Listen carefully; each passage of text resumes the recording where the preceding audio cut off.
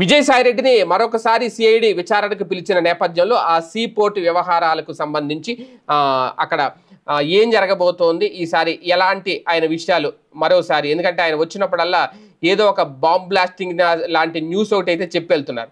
అయితే ఇక్కడ ప్రధానంగా విజయసాయిరెడ్డి అప్రూవర్గా మారే అవకాశం ఉందా అంటూ ప్రచారం జరుగుతోంది. ఏంటి అప్రూవర్గా మారడం అంటే, వైసీపీలో లేదంటే జగన్మోహన్ రెడ్డికి సంబంధించి జగన్ హయాంలో ఏం జరిగింది అనేది నెంబర్ 2గా ఆయనే ఉన్నారు కాబట్టి కంప్లీట్గా ఆయనకు తెలుస్తుంది. ఆయన గనక పూర్తిగా గుట్టు విప్పితే వైసీపీ బతుకు బస్ స్టాండే అవుతుంది అనేది తెలుగుదేశం పార్టీ నాయకులు మొదటి నుంచి చెబుతున్నమాట. అంటే ఇప్పుడు అప్రూవర్గా మారడం అంటే ఏంటి దాని అర్థం? ఇప్పుడు ఒక వివేక కేసులో దస్తగిరి అప్రూవర్గా మారినట్టు విజయసాయిరెడ్డి అప్రూవర్గా మారిపోతారంటే అక్కడ ఏం జరిగింది అనేది. అప్రూవర్గా మారడం, అప్రూవర్ అనే పదం ఎందుకు వస్తుంది?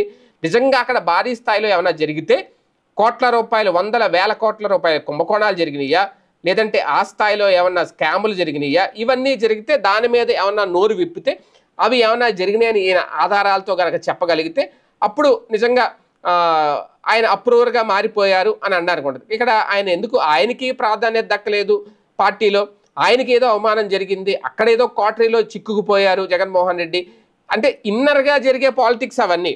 ఇన్నర్గా జరుగుతున్న పాలిటిక్స్ ఆయనకి నచ్చక ఒకప్పుడు ఆయన ఒక కింగ్గా ఉన్నారు, కింగ్ మేకర్గా ఉన్నారు ఆయన వైసీపీలో. ఆయనకి క్రమక్రమంగా ప్రాధాన్యత తగ్గుతుంది, ఆయన స్థానాన్ని వేరే వాళ్ళు ఆక్యుపై చేసుకుంటున్నారు. ఆ నేపథ్యంలో బయటకు వచ్చేసారు ఆయన. ఓకే, అంతవరకే, అంతే తప్ప విజయసాయిరెడ్డి అప్రూవర్ అయిపోతారు, విజయసాయిరెడ్డి అప్రూవర్గా మారిపోయి జగన్ మళ్ళీ జైల్లో పెట్టేస్తారు అనే ప్రచారం జరుగుతుంది. మరి నిజంగా అప్రూవర్గా మారడం ఏంటి అనేది ఆయన నోరు విప్పి ఏం మాట్లాడతారు, ఏం చెప్తారు అనే దాన్ని బట్టి డిసైడ్ అవ్వాలి. చూద్దాం ఏం జరుగుతుంది.